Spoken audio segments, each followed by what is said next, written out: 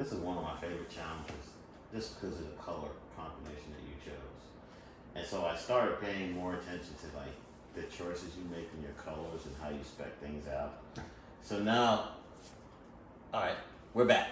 All right, so we've been talking with Hal Harper, car enthusiast and friend of ours, and one of the things that over the last several years that since I've been hanging around you, and by the way, if you're at a car show and you're walking with him, you will come out of that car show smarter than when you started off. We're full of more trivia than you. Well, if you ever get into something where you got to do trivia, you probably win, because he'll give you all the knowledge that you need to you to win and win the game. But one of the things that I realized from hanging around you and learning from you is the attention to detail with cars now.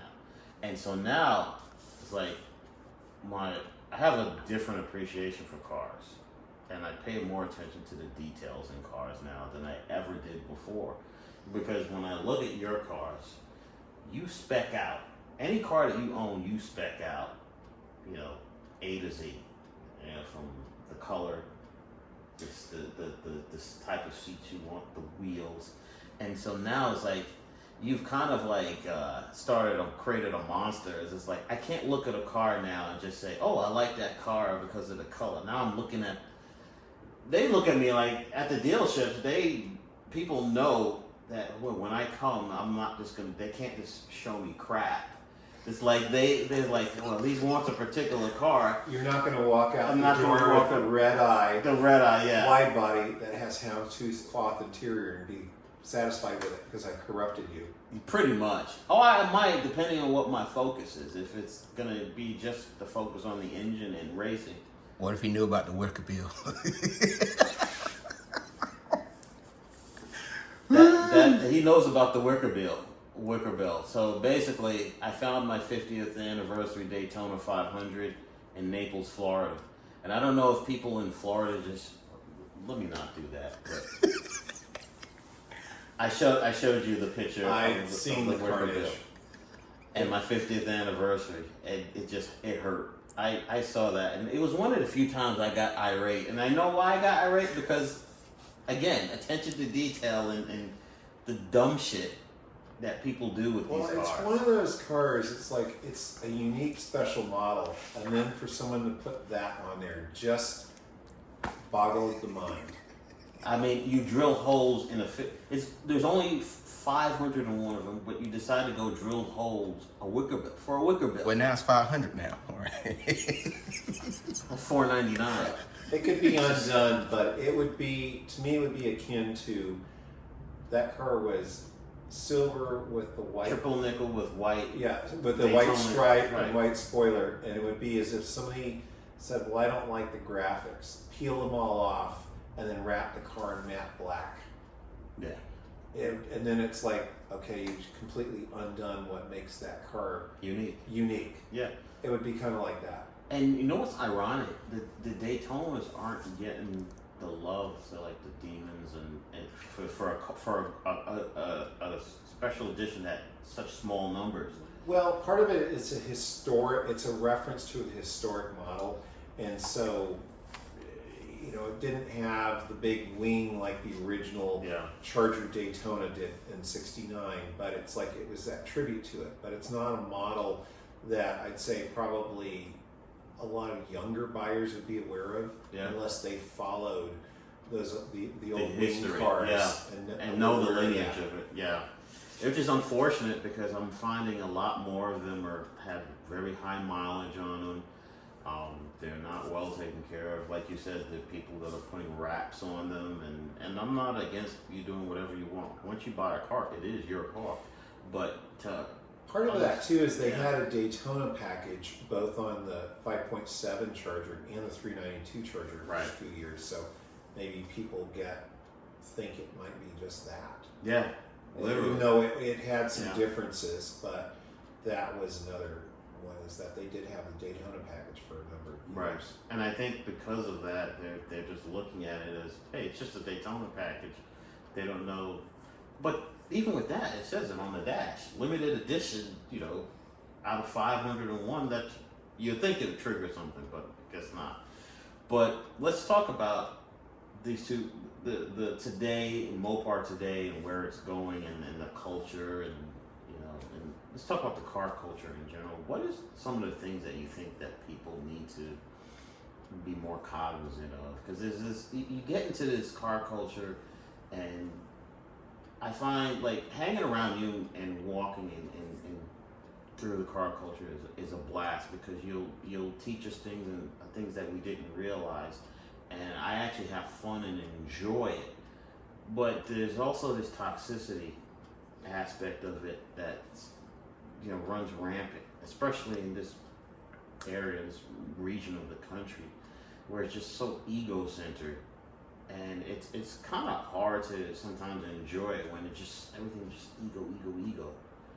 Well, it's been an interesting thing, because I remember stepping back, and some of the shows that I've been going to over the years, because I got my first Challenger which was 2009, in the fall of 2008, and I started doing car shows and things like that. And there was some of this bias against, it's a modern car, and some of the shows didn't want them around. And I've seen that sometimes with some of the little shows around here, that when they lump everything into the 1980 and newer category, like, wow, okay, that's all encompassing. Yeah, right. And you kind of get passed over. I remember going to a Mopar Club show that was over kind of towards Morganton, and there were probably a good half dozen of us who had modern, cars like the Challengers and Chargers and stuff. And this club had a lot of the 60s and some 70s Mopars, and they categorically just ignored us. Nobody got any awards. Yet there were flyers being handed out at a show, and I said, okay, let's go check this one out. So a few of us did go to it, and we literally were like treated as if we were the unwanted guests.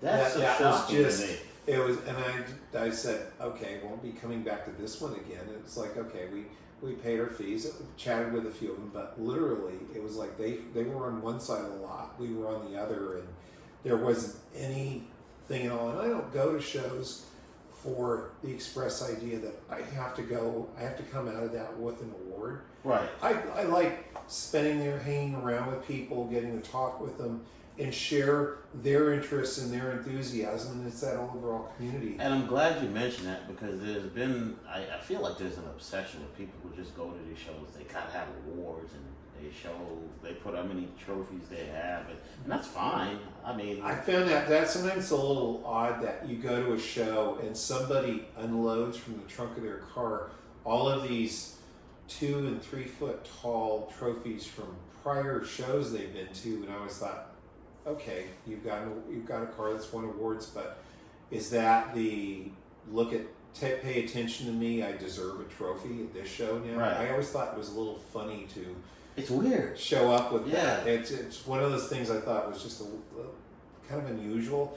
I've seen people when they go to sell cars at auctions, they'll say like, this car's won many awards. Sometimes it's a prestigious show. I can see that, but to go to some thing in the journal community and march out all your trophies was a little strange. One of the things I've found, I remember seeing some interviews, and I've reflected on this too, is having relevance to the younger enthusiast, and even for myself now.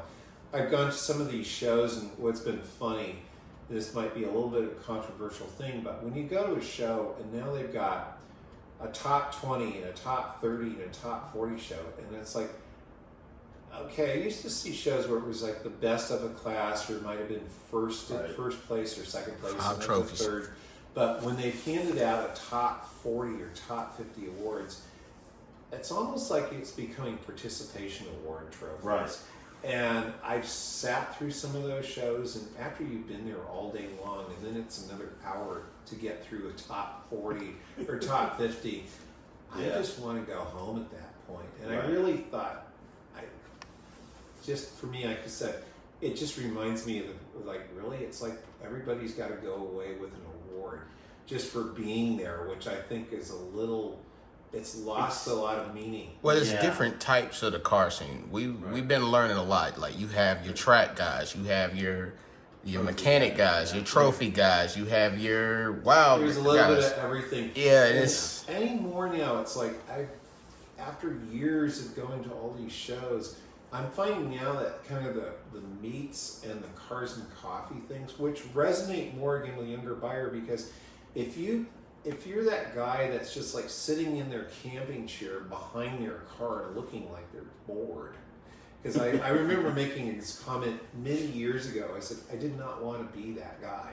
Yeah.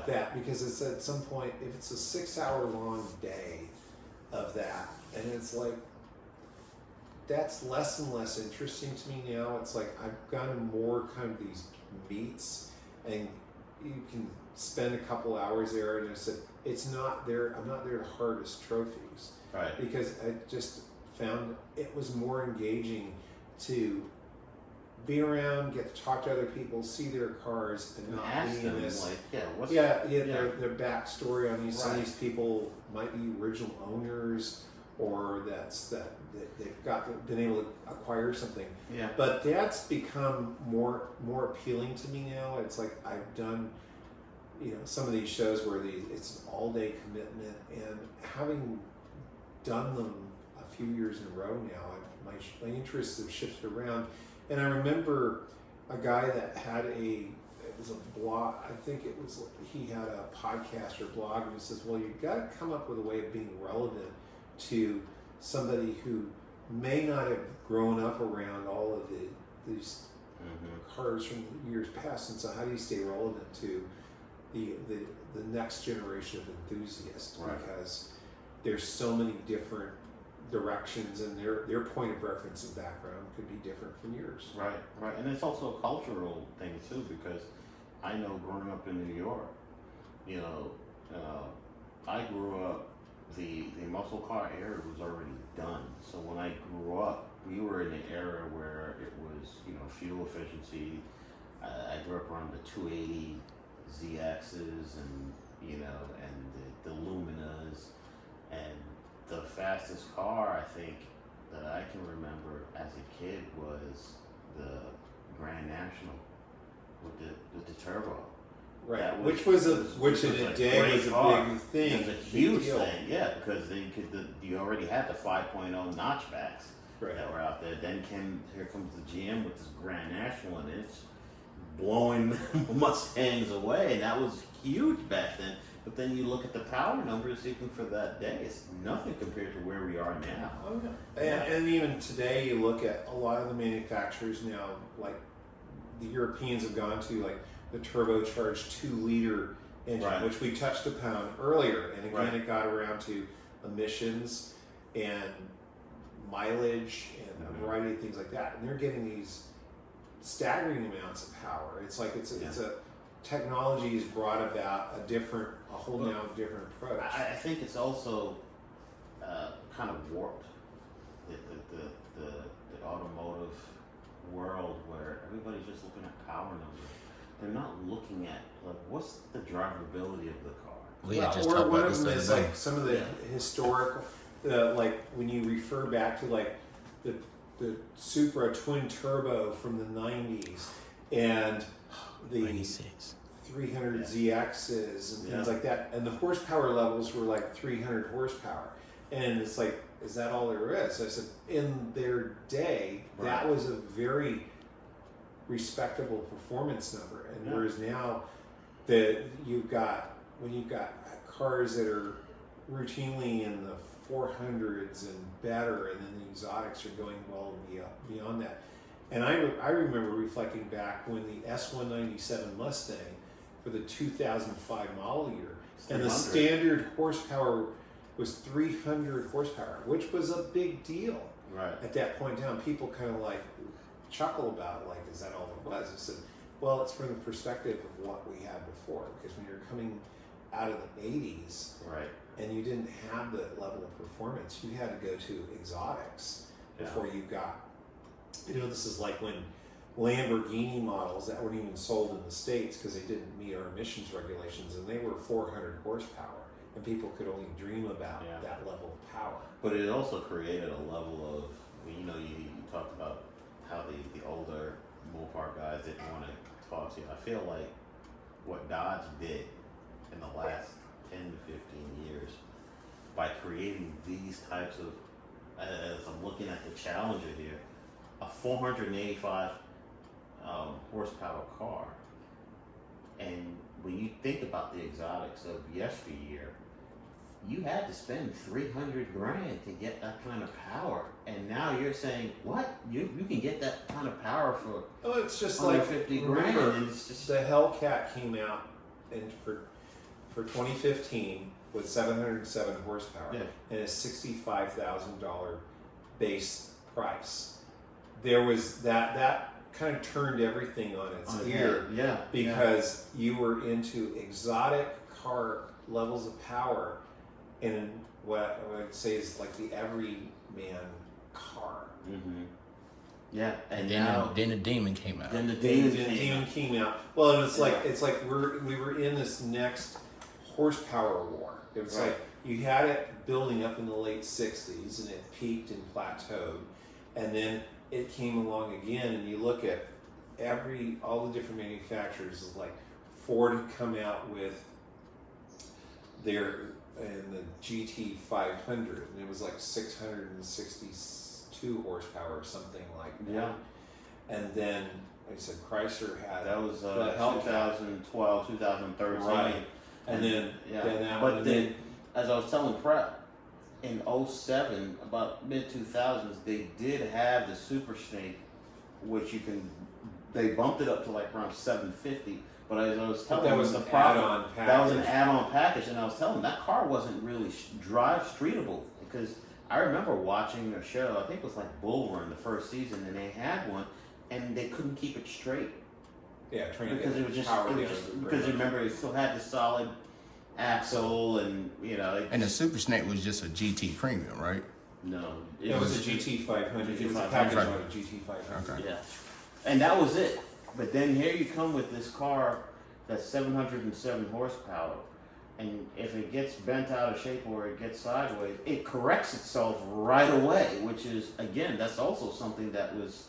Well, it's the suspension design and engineering, because when you look back at the era from where the Mustang came from, because Ford, when they went to the next generation with the S550, they put an independent rear suspension, because with that live axle, it got squirrely on you.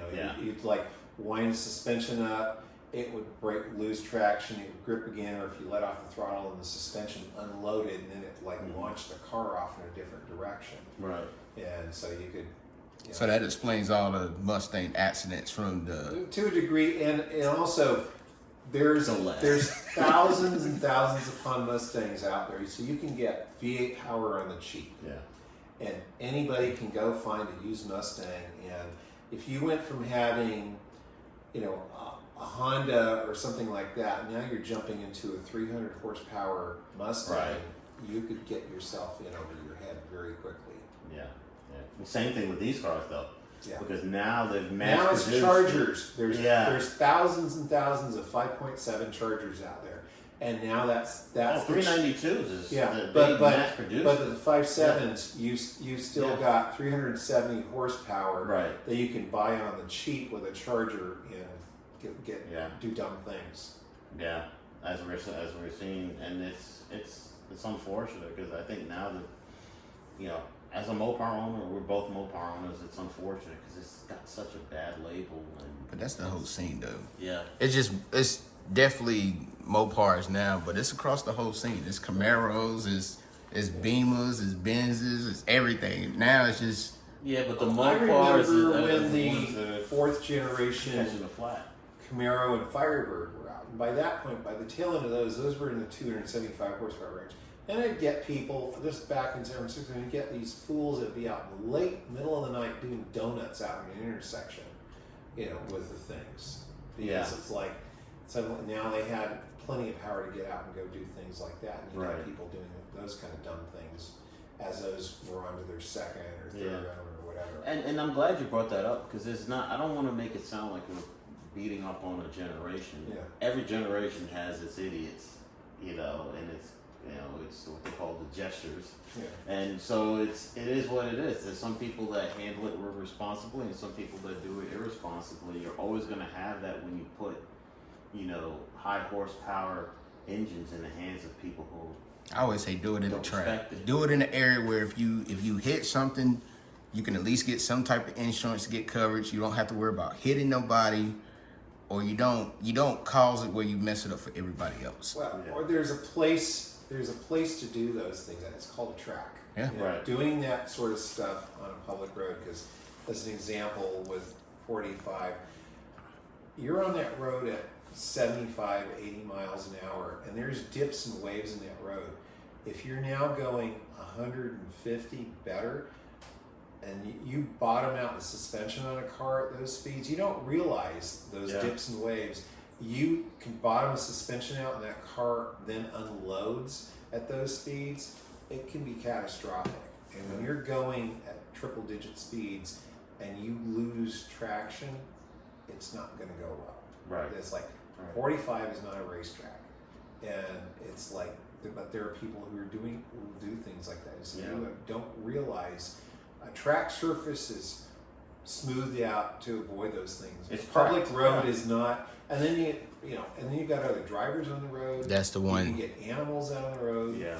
You know, all that. Other stuff. drivers are not used to a car coming at them that fast. Yeah. They may get in the way. Well, or somebody could be changing lanes, and here's this guy flying up behind him at 100 plus, and you go from, the amount of distance you're covering at those speeds, and all of a sudden somebody's making a lane change that doesn't even know you're coming up behind them at that rate, and they could be in the wrong place, at the wrong time. Right. Well, as someone once told me, a fool with a tool is still a fool. Well, or is that thing with power comes responsibility, and it's like, I remember going from having cars that, like I said, are in the 130 some horsepower range, and now I've got one that's, been modified, and I'm putting 445 horsepower down to the ground at the rear wheels, and it's like, you can get in over your head, and it's having respect for, those kinds of things. Yeah. Because you could, I remember last year going out to VIR and being out on the track when it had rained overnight. That track was not fun when it was wet because some of those curves were like hitting ice. And, wow. And you don't want to take your car and suddenly end up going off the track across wet grass and possibly hitting a tire wall. Yeah. And having a whole other set of problems on your hands. Yeah, absolutely.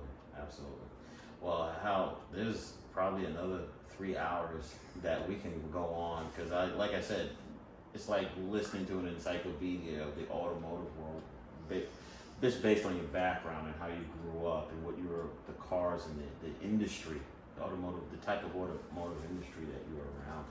But I definitely want to thank you for taking some time out and inviting us into your home and allowing us to talk to you. And this was a treat. I've been looking forward to this.